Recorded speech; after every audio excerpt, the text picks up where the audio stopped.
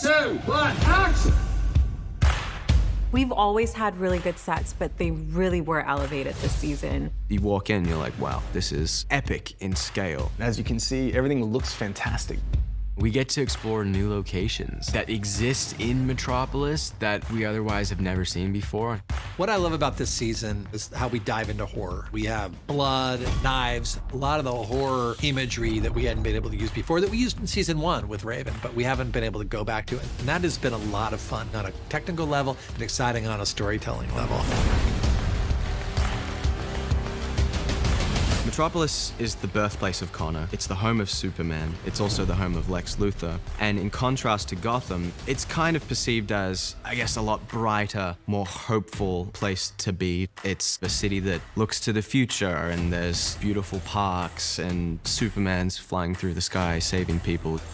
We really believed that coming out of season 3, which was emerging from the darkness of Gotham, that the Titans needed to move towards light. And in the DC world, Metropolis is light. There's a long history of Toronto being kind of the visual model for Metropolis in the books. We have lots of tall glass buildings, clean lines, great architecture. But to create Metropolis, we have to find its identity. And to me, Metropolis' identity lies within Star Labs. Scientific, technological, advanced research laboratories. Built by Garrison Slate in 1971. That was my first line that I learned about 30 times. There's a lot of it. Star Labs is like the tech center of the DC universe. It's the most super secret, coolest Apple lab you wish you could see that you've never been to. The comic book version has more of a rectangular box shape, whereas ours is more of a circular environment. We wanted to just really represent the galaxy and space, which is all about Superman. The underlit floor of the set is actually a reuse of Deathstroke's floor set in season 2. We made it from a square shape to a round shape. It's such a useful piece to have to light our space and actors. LexCorp Tower is also a very high-tech place, but it serves a different purpose compared to Star Labs. If Star Labs' mission is to help humanity, LexCorp Tower is there to take over humanity.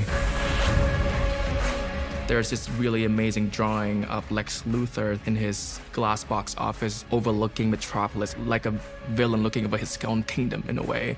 And that's where we start the design of LexCorp, essentially. The space feels large, high, tall ceiling, but there's a sense of loneliness in the space as well, and it's cold and it's foreboding. That set was beautiful, and the view is just ridiculous, like the most beautiful Toronto view I've ever seen. Whenever there's light, there's got to be darkness. So we start to see the other side of Metropolis.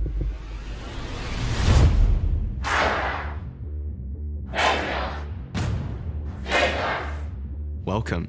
This is the Temple of Azarath. The Temple of Azarath was definitely the coolest set we've had this season, maybe in the entire history of the show. The feeling you get when you walk in is palpable.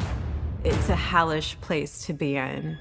The Temple of Azarath has this pool in the center of its stage that just looks like a cauldron of hell. Like it's where Brother Blood goes into and comes out dripping.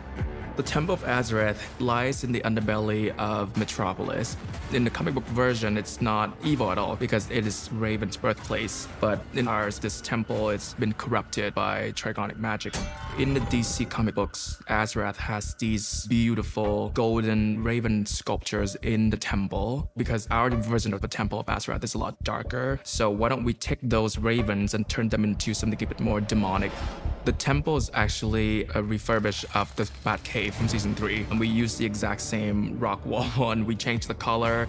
What Khan was able to do is build in all these symbols of the cult inside the lighting scheme that goes up to that big, round pool of blood. My favorite set this season is the RV set. Spoiler alert, we're not actually in an RV. We built a set. There's a lot of opportunities for travel and for us to appear like we're on the road, but we're really in the studio.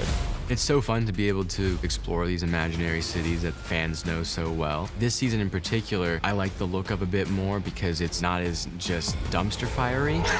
It's refined fire. It's beautiful trigonic fire. Last season it was gritty and Gotham, whereas this season it's really magical and underground. What I love is watching our Titans together. I never get as excited as seeing all of them walk into frame standing by each other. You're like, wow, they are cool.